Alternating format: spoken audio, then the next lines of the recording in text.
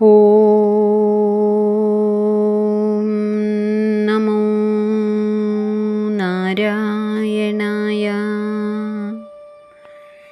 ശ്രീമദ് നാരായണീയം ദശകം 26 ശ്ലോകം 3. അഗസ്ത്യരുടെ ശാപം കൊണ്ട് ഇന്ദ്രദ്യുമ്ന രാജാവ് ആനയായിട്ട് ജനിച്ചു. ഭഗവാൻ തൻ്റെ ഭക്തന്മാരെ ഒരിക്കലും കൈവിടില്ല. ജന്മജന്മാന്തരങ്ങൾ കഴിഞ്ഞാലും ഭക്തി ഉണ്ടെങ്കിൽ അതൊരു ശക്തി തന്നെയായിരിക്കും. അങ്ങനെ ഇന്ദ്രദ്യുമ്നനെ ഭഗവാൻ കൈവിട്ടില്ല. എങ്ങനെയാണ്? ഭക്തി എന്നും കൂടെ ഉണ്ടാവും എന്നും ശാപരൂപത്തിൽ വന്ന ആ വിഷമത്തിനെ എന്ത് ആപത്തിലും തളരാതെ ഗജരാജാവായിട്ട് ജീവിക്കുക എന്നും അത്യാവശ്യ ഘട്ടത്തിൽ താൻ അല്ലെങ്കിൽ ആ ആനയുടെ ഭക്തി സഹായത്തിനെത്തും എന്നും അദൃശ്യനായിട്ട് തൻ്റെ ഭക്തനെ ഭഗവാൻ അനുഗ്രഹിച്ചിട്ടാണ് ആന ജന്മത്തിലേക്ക് വിട്ടത്. ഭഗവാന് ആനകളോട് ഇഷ്ടമാണല്ലോ, പ്രത്യേകിച്ച് ഗുരുവായൂരപ്പന്. മേൽപ്പത്തൂര് പറയാണ്, അതല്ലേ ആനയായിട്ട് ശപിക്കാൻ തോന്നിച്ചത്. ആനകളെ അങ്ങേക്ക് വലിയ കാര്യമല്ലേ, അതൊക്കെ എല്ലാവർക്കും അറിഞ്ഞൂടെ എന്ന് ഒരു തമാശ പോലെയൊക്കെ ചോദിച്ചിട്ടുണ്ടാവും. എന്തായാലും ഒരു അതിവിശേഷപ്പെട്ട സ്ഥലത്താണ് ആ ആന ജനിച്ചതും വളർന്നതും. കുറേ പിടിയാനകളുണ്ടായിരുന്നു. അവരുടെയൊക്കെ വലിയ ആരാധനാമൂർത്തിയായി, കൊമ്പനാനകളുടെയൊക്കെ അഭിമാനമായി, സർവ്വജന്തുക്കളുടെയും ഒക്കെ രാജാവായിട്ട് ആ ഗജേന്ദ്രൻ അങ്ങനെ മതിച്ച് അഹങ്കരിച്ച് നടന്നു. ജന്മങ്ങൾ തോറും മാറാതെ ഒപ്പം നിൽക്കുന്ന ഭഗവത് ഭക്തി ആന അറിയാതെ ആനയുടെ ഉള്ളിൽ ഉണ്ടായിരുന്നു. നമുക്ക് ശ്ലോകം നോക്കാം. ദുഗ്ധാംബോധിർ മധ്യഭാജിത്രികൂടേ ക്രീഡൻ ശൈലേ യൂഥപോയം വശാഭി സർവാൻ ജന്തൂൻ അത്യവർത്തിഷ്ടശക്ത്യാ ത്വദ്ഭക്താനാം കുത്ര ന ഉത്കർഷലാഭ. അർത്ഥം: അയം യൂഥപ. യൂഥപം എന്ന് പറഞ്ഞാൽ യൂഥം ആനക്കൂട്ടം. ഈ ആനക്കൂട്ടത്തിൻ്റെ നായകനായി വളർന്ന ഈ ഗജേന്ദ്രൻ വശാഭിസഹ എന്ന് പറഞ്ഞാൽ പിടിയാനകളോടുകൂടി ദുഗ്ധാംബോധേ, ദുഗ്ധം പാല്, അമ്പുതി സമുദ്രം, പാലാഴിയുടെ മധ്യഭാജി നടുഭാഗത്തുള്ള ത്രികൂടേ ശൈലേ, ത്രികൂടം എന്ന പർവ്വതത്തിൽ, 3 കൊടുമുടിയുള്ള ആ ദിവ്യമായ പർവ്വതത്തിൽ ക്രീഡൻ, പലവിധ ക്രീഡകളും ചെയ്തുകൊണ്ട് കളിച്ചുകൊണ്ട്, ശക്തിയാ സർവാൻ ജന്തൂൻ അത്യവർത്തിഷ്ട, തൻ്റെ ശരീരശക്തി കൊണ്ട് എല്ലാ ജന്തുക്കളുടെയും നേതാവായി, അവരെയൊക്കെ അതിവർത്തിച്ചുകൊണ്ട് അങ്ങനെ സന്തോഷമായിട്ട് നേതാവായിട്ട് ഗജരാജനായിട്ട് ജീവിച്ചു. ത്വദ്ഭക്താനാം കുത്ര ഉത്കർഷലാഭ ന, അവിടത്തെ ഭക്തന് അത് എന്തു ജന്മമോ ആയിക്കൊള്ളട്ടെ, ഏത് കൂട്ടത്തിലാണെങ്കിലും അവിടെ ഉത്കർഷം അവർക്ക് തന്നെ ആയിരിക്കുമല്ലോ എന്നാണ് അർത്ഥം. യൂഥപനായിത്തീർന്നു, അല്ലെങ്കിൽ ആനത്തലവനായിത്തീർന്നു ആ ഇന്ദ്രദ്യുമ്നൻ എന്ന രാജാവിൻ്റെ പുനർജന്മമായിട്ടുള്ള ഗജേന്ദ്രൻ. വശാഭിസഹ, പിടിയാനകളോടുകൂടി, ദുഗ്ധാംബോധേ മധ്യഭാജി, പാലാഴിയുടെ നടുക്കുള്ള ത്രികൂടേ ശൈലേ, ത്രികൂട പർവ്വതത്തിൽ ക്രീഡൻ, കളിച്ചുകൊണ്ട് വളർന്നു.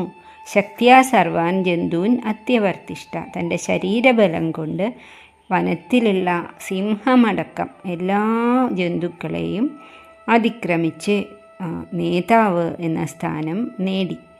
ത്വദ്ഭക്താനാം കുത്ര ഉത്കർഷലാഭാന, അതെങ്ങനെയല്ലാതിരിക്കുക, അദ്ദേഹം അവിടുത്തെ ഭക്തനായിരുന്നില്ലേ, അപ്പോൾ നേതാവാകാതിരിക്കില്ലല്ലോ എന്നാണ്. ഭാഗവതത്തിൽ ആ ത്രികൂട പർവ്വതത്തിനെ വർണ്ണിക്കുന്ന അനേകം ശ്ലോകങ്ങളുണ്ട്. പർവ്വതത്തിൽ ഓരോ സ്ഥലത്തും ധാരാളം സ്വർണങ്ങളും രത്നങ്ങളും ഒക്കെ ഉണ്ടായിരുന്നു.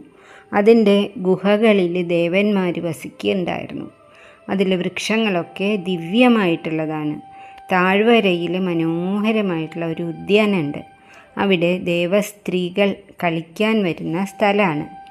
അവിടെയാണ് ഈ ഗജേന്ദ്രൻ സഖാക്കളായ കൊമ്പനാനകളോടും പിടിയാനകളോടും കുട്ടിയാനകളോടും ഒക്കെ കൂടി അങ്ങനെ രസിച്ച് മതിച്ച് സഞ്ചരിച്ചിരുന്നത്. ഈ അസാധാരണമായിട്ടുള്ള ശക്തി, എല്ലാക്കാട്ടിലും സിംഹമല്ലേ, ഇവിടെ ആനയാണ് നേതാവ്. അതിന് കാരണം എന്താ?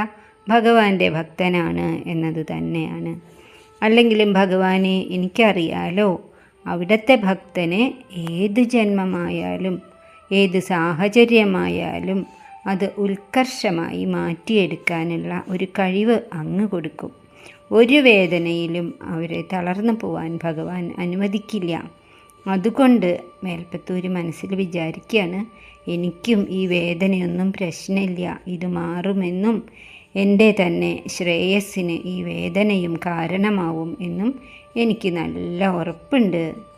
അങ്ങനെ തന്നെയല്ലേ സംഭവിച്ചതും. കാലം ചെല്ലുന്തോറും ഈ ദിവ്യമായ രത്നമായിട്ടുള്ള നാരായണീയ കാവ്യത്തിൽ കൂടി ഇങ്ങനെ അതിൻ്റെ ശോഭ കൂടി വരുന്ന ആ നാരായണീയ നവനീതം എന്നാ പറയുക, വെണ്ണ പോലെയുള്ള ആ കാവ്യം ഭഗവാൻ എത്രയോ പ്രിയപ്പെട്ടതായി തന്നെ ഇരിക്കുന്നു. അങ്ങനെ ഭക്തനായിട്ടുള്ള ഭട്ടതിരിപ്പാടിനും അതിൻ്റെ ആ പ്രസിദ്ധി കൂടി വരെന്നെയാണല്ലോ അദ്ദേഹത്തിൻ്റെ പേരും. ശ്ലോകം ഒന്നും കൂടി നോക്കാം. ദുഗ്ധാംബോധേർ മധ്യഭാജി ത്രികൂടേ ക്രീഡൻ ശൈലേയൂഥപോയം വശാഭി സർവാൻ ജന്തൂൻ അത്യവർത്തിഷ്ടശക്ത്യ ത്വദ്ഭക്താനാം കുത്ര നോത്കർഷലാഭ. അടുത്ത ശ്ലോകം കൂടി നോക്കാം. നാലാമത്തെ ശ്ലോകത്തിൽ പറയുന്നത്, ആ ഗജേന്ദ്രൻ ഭഗവാന്റെ പ്രിയപ്പെട്ട വാസസ്ഥാനം എന്ന പ്രസിദ്ധി നേടിയിട്ടുള്ള ത്രികൂടപർവ്വതത്തിൻ്റെ താഴ്വാരത്തിൽ ഇങ്ങനെ കളിച്ച് നടക്കുകയായിരുന്നു. നല്ല വേനൽക്കാലം ആയിരുന്നു. അപ്പോൾ ആനയുടെ രാജാവല്ലേ, തൻ്റെ കൂടെയുള്ള എല്ലാ ആനകൾക്കും ക്ഷീണമായി, ചൂടിൻ്റെ ശക്തി സഹിക്കാൻ വയ്യാതെ എല്ലാവരും തളർന്നു തുടങ്ങി എന്നറിഞ്ഞപ്പോൾ ആന രാജാവ് പറഞ്ഞു, ഗജേന്ദ്രൻ പറഞ്ഞു, നോക്കട്ടെ ഇവിടെ അടുത്തെവിടെയെങ്കിലും വെള്ളമുണ്ടോ എന്ന് പറഞ്ഞ് തൻ്റെ തുമ്പി ഇങ്ങനെ പൊക്കി മണത്തു നോക്കി. അപ്പോൾ അകലേന്നതാ ഒരു താമരപ്പൂവിൻ്റെ മണം ഒഴുകി വരുന്നു. താമരപ്പൂ ഉണ്ടെങ്കിൽ വെള്ളം ഉണ്ടാവും, പൊയ്കയുണ്ടാവും എന്ന് ഉറപ്പല്ലേ. അപ്പോൾ പറഞ്ഞു, നമുക്ക് ആ ദിശയിലേക്ക് നടക്കാമെന്ന്. അങ്ങനെ എല്ലാവരും കൂടി ദേവതമാർ ക്രീഡിക്കാൻ വരുന്നതായിട്ടുള്ള സരസിലേക്ക് ഭഗവാന്റെ പ്രേരണ കൊണ്ട് തന്നെയാണ് അങ്ങോട്ട് നടക്കാൻ അവർക്ക് തോന്നിയത്. കാരണം ഇനി വലിയൊരു കാര്യം സംഭവിക്കാൻ പോവാണ്. അത് ആ പൊയ്കയിൽ വെച്ചിട്ട് നടക്കേണ്ടതാണ്. അതുകൊണ്ട് ഈ ആനയെ അവിടേക്ക് എത്തിക്കണം.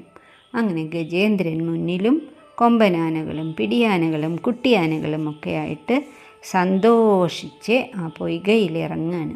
അവിടെ കളിച്ച് രസിക്കുകയാണ്. നാലാമത്തെ ശ്ലോകം നോക്കാം. സ്വേനസ്ഥേംന ദിവ്യദേശത്വശക്ത്യാ സോയം ഖേദാൻ അപ്രജാനൻ കദാചിത് ശൈലപ്രാന്തേ ഘർമ്മതാന്തസരസ്യാം യൂഥൈ സാർദ്ധം ത്വത്പ്രണുന്നോഭിരേമേ.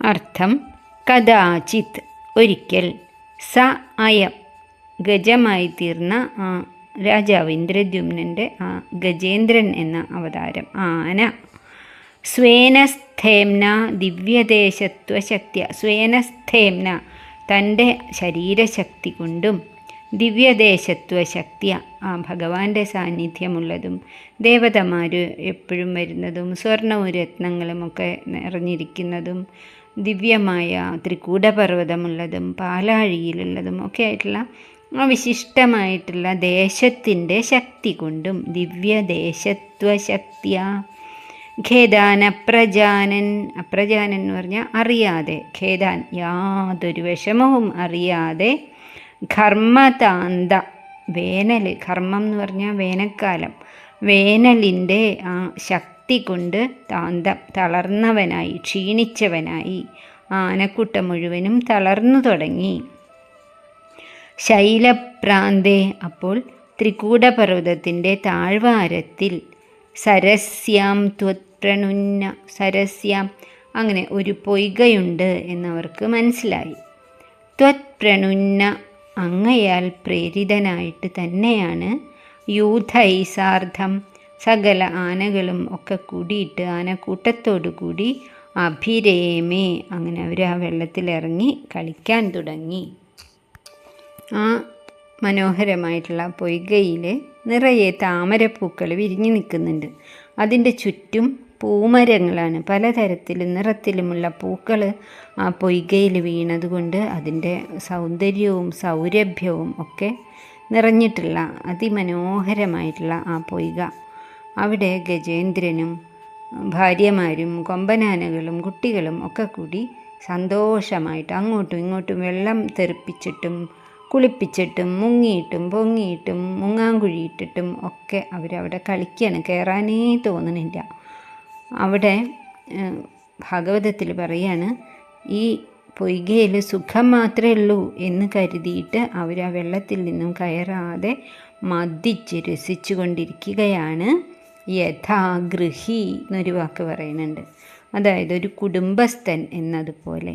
കുടുംബം സ്വർഗമാണ്, തനിക്ക് ഒരു വിഷമം ഉണ്ടാവില്ല, ഈ ബന്ധങ്ങളൊക്കെ ശാശ്വതം, ഞാൻ ഇവരുടെയൊക്കെ നേതാവ് അങ്ങനെ കരുതി ഭ്രമിച്ചിരിക്കുന്ന ഒരു ഗൃഹിയെ പോലെ കുടുംബസ്ഥനെ പോലെ ആ ആന തനിക്ക് വരാൻ പോകുന്ന ഒരു ആപത്തിനെ ഒട്ടും ശങ്കിക്കാതെ ആ വെള്ളത്തിൽ നിന്നും കരകയറാതെ കുറേ അധിക നേരം അവിടെ അഭിരമിച്ചു എന്നാണ് ഈ ശ്ലോകം പറയുന്നത്. സ്വേനസ്ഥേംനാ ദിവ്യദേശത്വശക്ത്യാ സോയം ഖേദാൻ അപ്രജാനൻ കദാചിത് ശൈലപ്രാന്തേ ഘർമ്മതാന്തസരസ്യാം യൂഥൈ സാർദ്ധം ത്വത്പ്രണുന്നോഭിരേ.